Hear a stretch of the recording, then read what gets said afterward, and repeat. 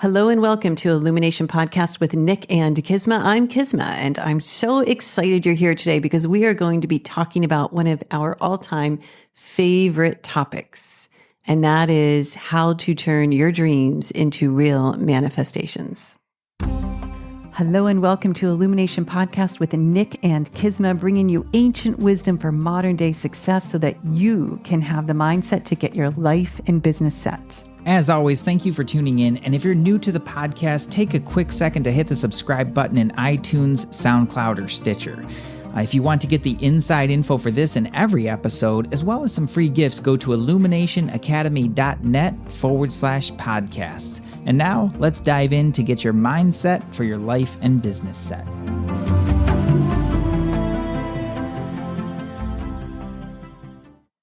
Well, hello there, Mr. Nick. Well, hello there, Ms. Kisma. We have a new setup. Yes. I think we got to put the picture in our show notes. This was my little gift to us. For our 100th episode. For our 100th episode was some proper mic stands for us. I know, it's really cool. And I'm like trying to take a picture, but okay. I didn't get you in there. Sorry. No worries. As long as you got the mics. Yeah, we're here at Common Grounds at our office. We're recording, and we've got some cool guests coming up in April and May that I'm excited about. You're rocking it with the guests. Yeah. Really appreciate you. Yeah. I don't even want to say just from well-known to not well-known, but amazing, up and coming, just all kinds of cool things. But today we were like, what do we love talking about? What is it that we work on with our clients, with our students, with ourselves? And that really is manifesting. Yeah, it is. And I know there's so much about law of attraction out there, and I get a little kind of annoyed, for lack of a better word, of how some people teach it and leave out some really true missing components. Yeah, that it is. It's a little frustrating. I get it, how it can be frustrating. And mostly I just look at it and it's just like, you can see why so many people struggle to do it consistently. Yeah. I think that's the thing. There can be these haphazard manifestations, or yes, if you sit on your sofa and you think about something you want, you're going to feel good and you might even get that thing. But there's so much more to the whole spiritual analysis and formula. I should say the spiritual formula to manifesting. Okay, so a spiritual formula, like what in your mind, like what qualifies it as spiritual? To me, it's very easy.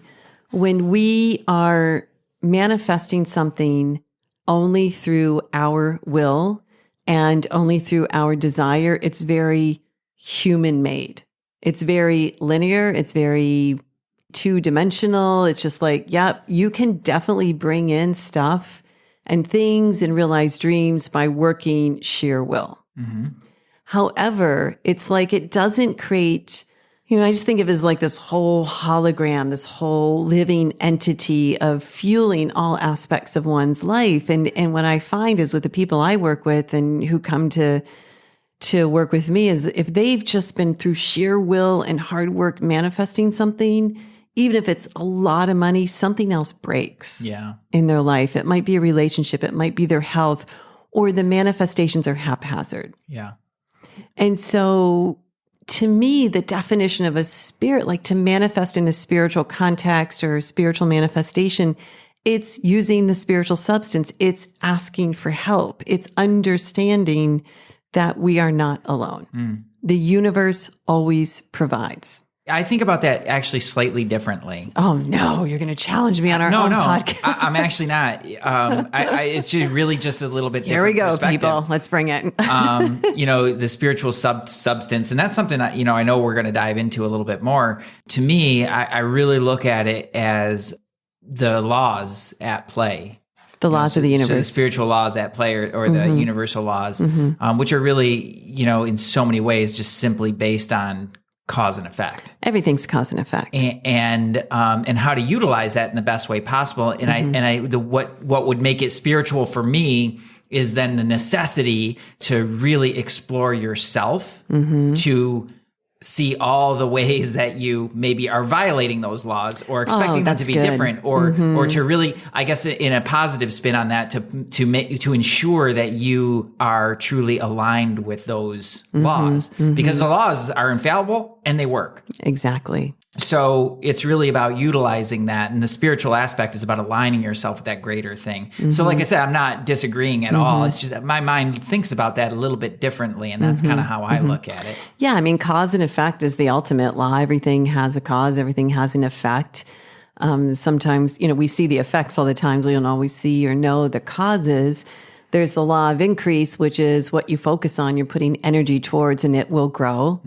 It will expand, whether you're focusing on the good or you're focusing on what you don't have, that thing will grow. Yeah, exactly. It's going to get bigger. Your lack will grow. Right. Your lack will grow.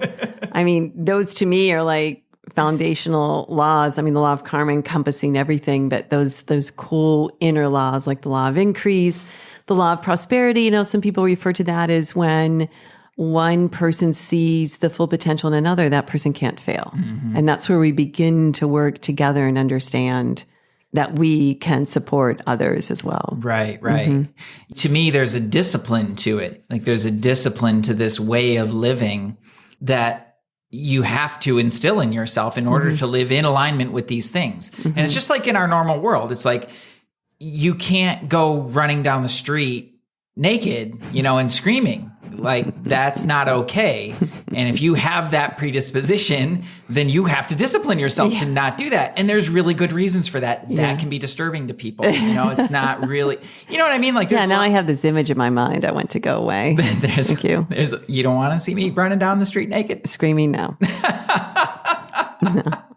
Nor do I really care to see anybody running down the street naked screaming. Exactly. Yeah. And that's exactly my point is that, and maybe we're kind of conservative that way, but at the end of the day, there's a reason that we don't do that. And if you have the desire to do that, you actually have to discipline yourself. Otherwise, you're not able to function in society well. Right. Okay. So same way, except the universal laws are even less forgiving. It's like they're infallible. Right. So if you're violating that on some level, you will reap the consequence. And it's just like you said, if you're violating that by focusing on lack and what you don't have, you'll pay the price by growing your lack. Exactly. And that's fascinating to me. Like, it's just, I can just trip out on these laws because they're so deep and they reach into every area of our life. Well, look at the law of truth. And I'm kind of in the middle of a series of Facebook Lives on this, but the law of truth is like when we focus on truth, this is more about what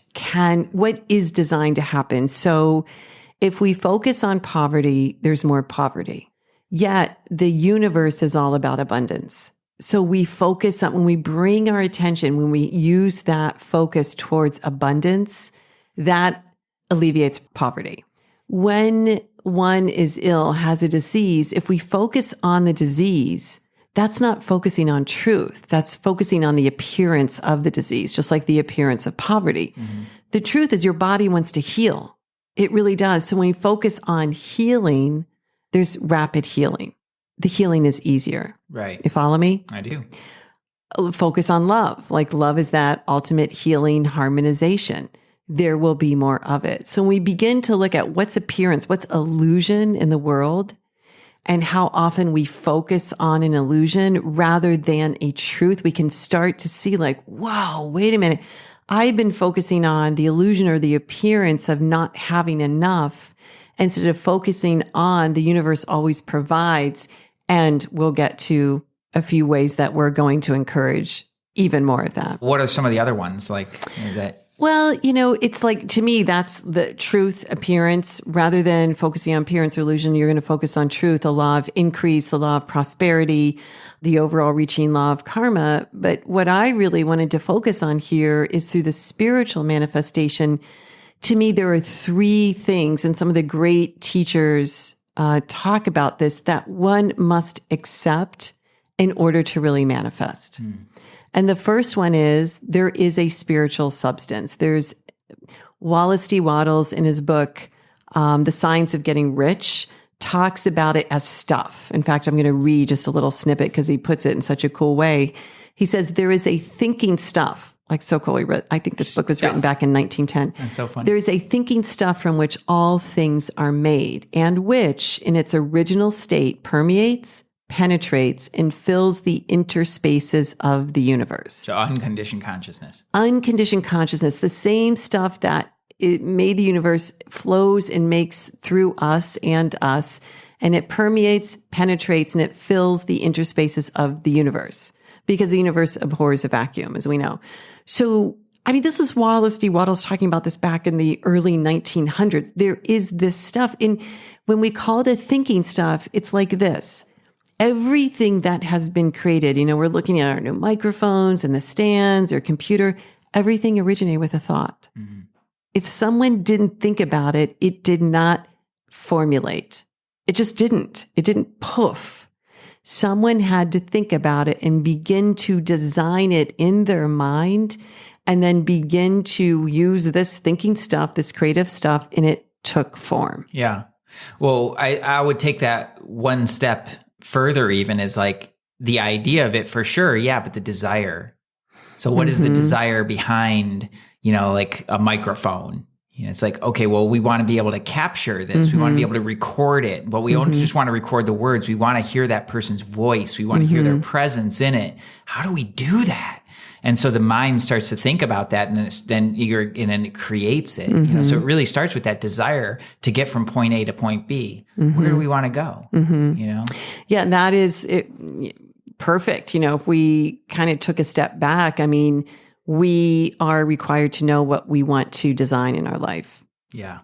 It's like when you send a text to a friend, you don't send a bunch of jumbled letters. You send a phrase or a sentence or a couple of words. Hey, let's grab a coffee. You don't like jumble it up. I don't know. Maybe you do because you're weird with your friends, but it's like, what you want to say. So you get clear. It's like, what is it? Whether it's a desire to create something to provide a result, or in our case, even with these mics, there's so many mics out in the world, yet somebody wanted to create this stand that was really sleek and moving. So that desire was there, and they saw it, they thought about it, and it started to form. Right. And then it became refined over time, right. And our technological advances since the time that book was written are extraordinary. Extraordinary. But the manifesting, I think people have lost this understanding of what it really is to use. The highest technology is what we're talking about now, that substance, that form. It's the foundation of our educational system, is you have to look for problems. And focus on problems. And you manifest with your mind. You manifest with your thoughts. Right. So if you're thinking and focusing on problems. It's that mental will, right. that's really trained into people. It's like you have to do it a certain way, and you need to know. And if you don't know, then it doesn't count. Right. Or if you don't think like somebody else, you're wrong. It's a whole messed up thing, and people get really stuck. Exactly. But that's exactly what I'm saying, is when you want to really utilize these laws, or the stuff, the creative thinking stuff, the creative thinking stuff in its my new best friend, in its highest and best, you kind of got to let go of knowing. Yeah. Because it's almost too complex to wrap your head around all the details. I was just listening to a lecture with Alan Watts, and he was talking about that. Okay, well, if you got up in the morning and you had to consciously turn on all the systems of your body so that it would function throughout your day, you'd never get out of bed. Yeah. You'd be spending all day just trying to work your body. A caterpillar is trying to work all 100 of his legs. That caterpillar's not going anywhere, right? And there is a very simple life form that can navigate with 100 legs. That's insane. So it's kind of like letting go. I don't know. That's how I see it, is like letting go a part of that knowing, so that you can actually be in it, be in the truth, rather than trying to think that you can understand it. Let me read a bit more what Wallace said, because he addresses this in the terms of really having faith. So, am I getting ahead of the game? Let me just share what he wrote. Please, I can't wait. So after this thinking stuff, he says, a thought in the substance produces the thing that is imagined by the thought. Read it for me one more time. Okay. Let me go back, just because if you're saying that, I bet some of our other people want to hear. So the first thing is, there is a thinking stuff from which all things are made, and which in its original state permeates, penetrates, and fills the interspaces of the universe. Then, number 2, a thought in this substance produces the thing that is imagined by the thought. It's like a chemical reaction. Yeah, thoughts wear chemical clothes. Yeah. Then he uses the word man. Okay, I'm going to say human or man. Human can form things in his thoughts, and by impressing his thought upon formless substance, can cause the thing he thinks about to be created. Yes. Now, here's where he really goes. He's like, you must lay aside all other concepts of the universe than this monistic one. And you must dwell upon this until it is fixed in your mind and has become your habitual thought. Whoa. So it's like move over everybody else. Yeah. This is how we create reality. It's like lay aside anything else and understand. And so let me just share, because I know like we're getting a little like, what? And you guys might be listening, go, what the heck? Let's just put it this way. If all of you who are listening go back to a time where you manifested, like you're like, oh, I manifested that. I bet that you remember thinking about this thing again and again and again. It's like the time I shared when I manifested the house in Grosse Pointe, Michigan. I used to drive past this house every day and go, that's so cute. I love that house. That's so cute. I love this house. One day I'm going to have that house. But it was so in just like my it was like a movie. And then I bought the house, right? Or it's like how we manifested to move to San Diego. We just said we're going to move to San Diego. And the next thing we saw ourselves, it was like a thought. It took form in the substance, mainly because we didn't get in the way of it. We didn't really doubt. We didn't start getting all convoluted and making it really complicated. We let it unfold. Right. And so I know that when most of us have this arrival of a manifestation, you were thinking about it. There was a time where it was just like, oh yeah, that's going to happen. So what we strive for now is, in order to totally trust this substance, this creative substance, God, Brahma, and like whatever spirit source anyone uses, it's the removal of the external stuff that gets in the way of the manifestation, the doubt, the fear, the worry. It's not going to work. It's taking all of that out, all of the illusions, all of the appearances.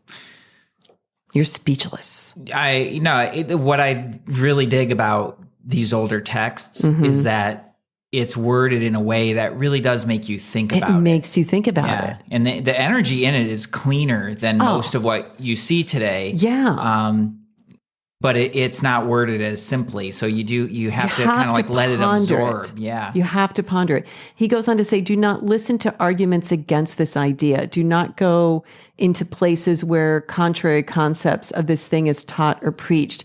What does he mean by that? How many times, like when we just bring it to this level, do you think about, oh, I want to do this thing. I'm going to create this thing. And then you run out and share it with someone. And they're like, you can't do that. Oh, that's the worst. This happens all the time. Yeah.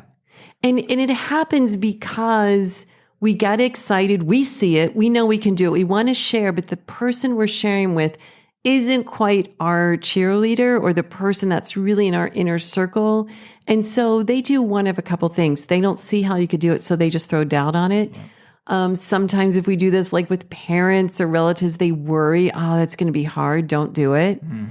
So avoid thinking you need someone else's approval. Right. Stick with this concept. Yeah. It reminds me of a great Zig Ziglar quote where he says, don't let people who gave up on their dreams talk you out of yours. Absolutely. Go Zig. Yeah. I mean, that's it. Don't let people who gave up on their manifestations talk you out of yours. Right. And there's another aspect of that where I see this a lot on social media where people go on, they get fired up about a goal, and then they go out there and they blast it all over social media, because they're like, I'm putting my stamp out. Yeah. But what's really happening, the truth about that situation is that behind the scenes and without words, but with energy, a whole bunch of people are pooping all over that. And so they're just dumping all over it. And that makes it really difficult for you, right? And those dreams, those seeds, they're so precious. Right. They're like, you wouldn't take a little baby seed and uncover it every day and say, hey, how's it going? Is it working? Is it working? Nature will do what it needs to do, but you have to give it time to really germinate, to grow, and to become fortified. That's the only way that an acorn becomes an oak tree. It doesn't happen by digging it up every couple of days, to see what's going on. It happens by putting it there and then continuing to provide the fuel and the nutrients that it needs in order to become a great oak tree. Exactly. Yeah. And so when you put your manifestation out there and you have absolute faith in this substance, this creative substance, and you eliminate the fear and the worry and the doubt, here's the other things that really support the manifestation. Action. Really, action is the insignia of life. We put our ideal, our manifestation out there, and then we take action. And action is required to create. And so this just further fuels that manifestation. I get frustrated with some law of attraction teachings that just say, visualize what you want, it's going to come. Yeah, sometimes it does. Other times we need to, we're on this planet, we're in this 3D realm. We need to move, we need to serve, we need to take action towards our ideas. Does that make sense? It does, yeah. I think there's a misunderstanding with that where this is how I relate to that anyway, where it's I have to spend a lot of time visualizing what I want. And what so it can be misunderstood because what you said before is that you drove by the house and you'd be like, that house is awesome. I love that house. That's going to be my house. But you didn't sit there and dwell on it for hours a day. No. It would pop in. It would pop in. Reinforce. I'd be like, that's so sweet. I would love on it. It was like a really good, pure energy. Right. And it happens really fast. Right. That's the idea is you don't have to spend a huge amount of time and effort and energy visualizing, creating this big, decide what you want. Decide what you want, see it, accept it, call it in, think about it, design an action plan. Wallace talks about this too in terms of prayer. It's you don't have to keep praying at God and asking. It's been heard. Right. And let the prayers, just like a manifestation, just like a meditation, be more of a statement or be of gratitude. He said the human that has the most faith and being thankful for what they have not yet drawn into the realm, that is really faith in the manifestation process. Yeah. And so prayer is the same thing. You don't have to ask, give thanks, make a statement, give thanks. But it's that repetitive ask, not necessary. The universe, God, Brahman, Atman, source, whatever, has heard. Well, you become a beggar. Become a beggar, and the beggar implies doubt. Yeah. Now, I've taught manifestation processes, and I'll do it two ways, set it once and go. And then I'll set it okay, you're going to do it every day, because in the deeper process, we work on clearing blocks to it. There's a whole system that we go through. And so that's why I'm we're going to build the muscle of manifesting. So as our listeners out there are thinking, okay, this is what I want to create, you will be required to think about it more than once. Yeah. It'll be a thing that you contemplate, that you come back to, that you check, am I taking the actions? Am I super receptive to it? Am I allowing it in? Right. Just a client I worked with today would use the words, I've got to make this happen and push. I was like, actually, no, you need to allow it in. Yes, do your things. Yes, do your work. Allow it in. It'll feel like a push when you're either your conscious or your subconscious is resisting the action.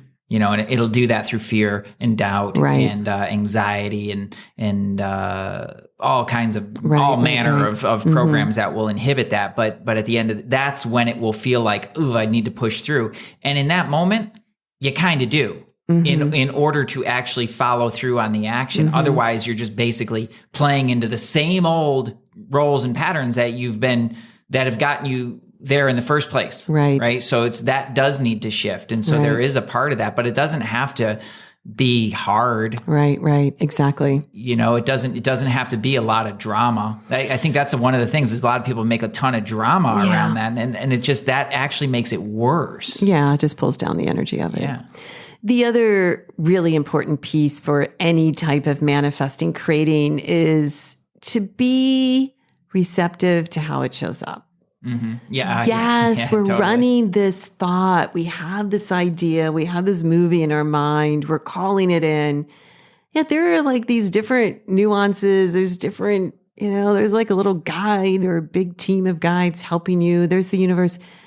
Be willing to break through this conditioned personality and box of how you think it has to show up. Right. It might show up just like my house, just like that, or it might show up way differently. Mm-hmm.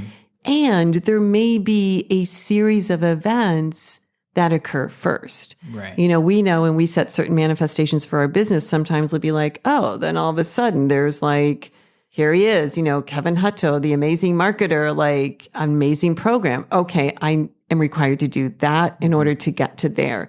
So the pathway will also unfold perhaps differently than you think. Right. And I think that's a really important point is it doesn't mean that everything's just going to be perfectly and it's going to show up in alignment. You are required not only to take action on that, but to invest.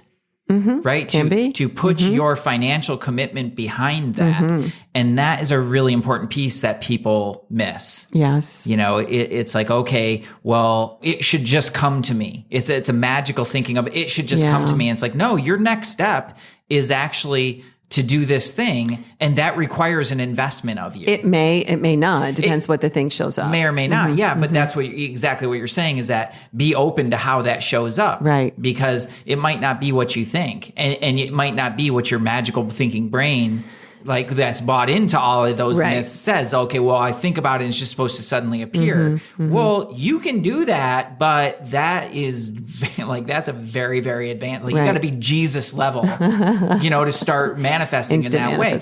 And so we're working in it from a different place and we're working to build the muscles to be able to do that because it always involves an energetic exchange. Yes. Money is energy. You want to make money, you got to have skin in the game. No question, right? And so it's really like making sure that that whole sequence is aligned. Whatever the sequence is. I mean, again, It's that super receptivity. It could come in an instant. There could be a sequence or not. Yeah. This whole thing is karma. We're not sure what has gone in and what hasn't. Exactly. So it's again, staying out of, it's got to be this way and being super receptive to it's going to show up. Right. And it kind of brings me back to that, my point before of like, letting go of the thinking mind. Really understanding because the limited perspective of the rational mind or even the creative mind, but the rational mind in particular is only going to see so far and it's only going to see it in a certain way. Right. And when you're really following a higher guidance and really taking action on what's showing up, well, that's a whole different path. Exactly. And it's probably 10 times easier and faster than your rational mind could ever made it out to be, but it might look kind of weird. It might have a few back channels in there that you just would have never even thought of otherwise. So, yep. And you've got divine timing, divine order. There's a whole realm of things that are falling into place. And I bring this up because I want people to be excited about the pivot in the focus. If nothing else, because this is a big concept that there's stuff out there and we can manifest through this stuff like that. That's kind of a strange, but it's been around for eons. This is how people have created since we've been on the planet. That's how we got where we are. Exactly. We wouldn't exist without this. Exactly. However, if there's stuff in the way or if, thoughts are getting in the way, just get excited that as you pivot from the illusion to the truth, and always the truth is going to be what the universe can provide. Things will change. They can't not. And as the other big piece is the gratitude piece. Right. The giving thanks. So the real manifestation, I want to share this and some of you will get it. Some of you will think I'm just like, what are you talking about? The real manifestation is to align yourself closer to that which creates, closer to the substance. Because if you're just focused, say, on the money or the house or the shoes or the new person, you're still very much in that linear world. And yes, it can come. However, when you manifest to be closer to that ultimate creator, God, universe, Brahman, whatever, that's when the magic really happens. Yeah. Because your attachment is so much less about a certain thing and it's more about a certain existence. Yeah. Those smaller things, though, can be fun to play with. Totally. Like just to kind of like build the muscle. and oh, can I manifest a parking spot in this insane I know. mall? You know, I know. that's fun. Like it's really It is fun. Yeah. Ooh, like I see that pair of shoes or whatever that thing is, or my bag. Yeah, I just got a new backpack that I love. Right. We did a good manifestation on that one. We really did. Yeah, like a super high quality backpack for what was it, like 30% off? Yeah. You know, so it was Super awesome, fun. Awesome, you know, and exactly what I wanted. Like Yeah. exactly what I wanted. So those things are fun to play with Right. and they build the muscle, but you're so right. Like if that is not, if you're not, it's not really firmly rooted in a higher truth. Yeah. And he's going right to the highest of the high. Yes. Which Yes. I think is really cool, but that might not be your highest truth. Like you have to pick up your higher truth. You have to pick up your highest truth and know that the will that most people use to manifest comes after you realize that, all right, there's spiritual help. Yeah. And then you use your will to take action. Yeah. And so at the very least, it's just, I want our listeners out there to know there's help. It's not just you trying to figure it out. Make sense? It makes perfect sense. Yeah. There is help. There is help. Yeah. But what is that? I don't think that's an actual Bible saying. I think it's just something that was made up. You know, they say the Lord helps those who help themselves. I don't know. It's a good one to me. I don't think that's yeah. actually in there, but it's one. But with the Lord, I replace that with the law. You know, Right. it helps. It works for you when you work with it. Absolutely. You know, and it works against you when you work against. That's just a fact. It's the same way Yeah. in our society and our regular laws, and it's Right. the same way in Right. in spiritual laws as well. Right. And that's really important. So So the big takeaway, you know, before we go, I know it's kind of a fun and a little bit woo-woo subject, but everyone just, number one, figure out what's true and focus on that. Figure out what you want to design, focus on that. Bring in this concept, belief that there is this rich, spiritual, unlimited substance from which you can impress a thought and begin to really watch it create. Stay in action, stay in purpose, remove the lower vibes of doubt and fear and worry, and stay in the wonderment of it all, because that wonderment is what keeps the sparkle going. That's what keeps the excitement going. That gratitude keeps you closer to the ultimate energy, which all the way around, you're going to feel better. exactly, yeah. And I want to cover this last point when you talked about removing the lower vibe stuff. And I think that's important. We brushed over it a little bit on this episode. You know, we've definitely talked about this more in depth on other episodes. But the reason that the mental will becomes so like paramount for people is because they haven't done that work. Yes. So then they have to will themselves into positive thinking. And we're not talking about positive thinking. There's nothing in what he said that has anything to do with positive thinking. No. It has to do with being rooted in the truth. Yes. And it's the misunderstandings and all of the lower vibe stuff that, like you described, that is actually making it harder to do that. And so then you have to use that mental will to try and stay on point. Right. And that's the slow, hard way to do it. That's why the tools that we use to clean up the subconscious, to get the conscious and the subconscious having a happier conversation. Right. Well, that becomes actually like really, really critical in order to speed up that process. Absolutely. The clearer you are, the faster it goes. Exactly. You call in and just be receptive. It could show up differently. Yeah, super receptive. really fun. I'm super receptive. I It's one know of my we're going to be favorites. talking about this more in another episode. Just we'll go into other aspects of this book or other writings. You know, there's so many great spiritual teachers. The Science of Getting Rich will have the link to that book in our show notes. And everyone, just like, you know, get a little sparkle in your eye. You know, think outside the box and just remember, like, you're created with the same substance as everything else is the universe. It's unlimited. There's enough for everyone. And that's a truth.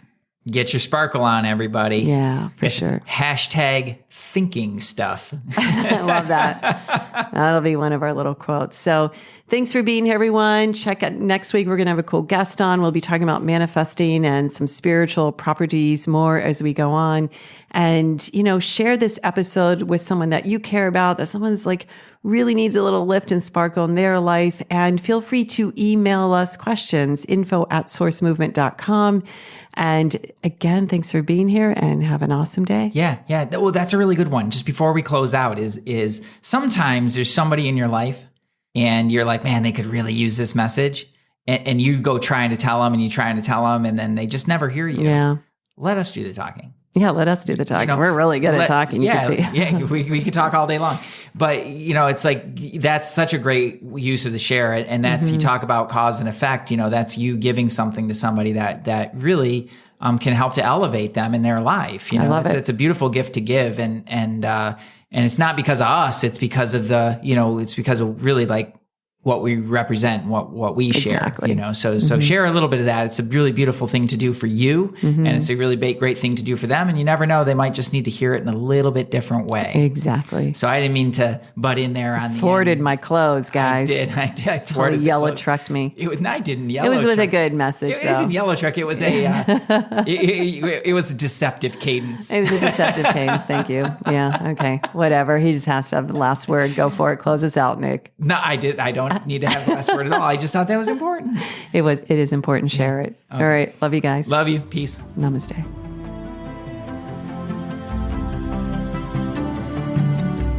Hey, thanks for jamming with us today. And if you enjoy Illumination Podcast, please go ahead and share it with someone you love. Give us a rating, review, download our podcast. And remember, you can find us at illuminationacademy.net/podcasts. Talk to you soon. Namaste.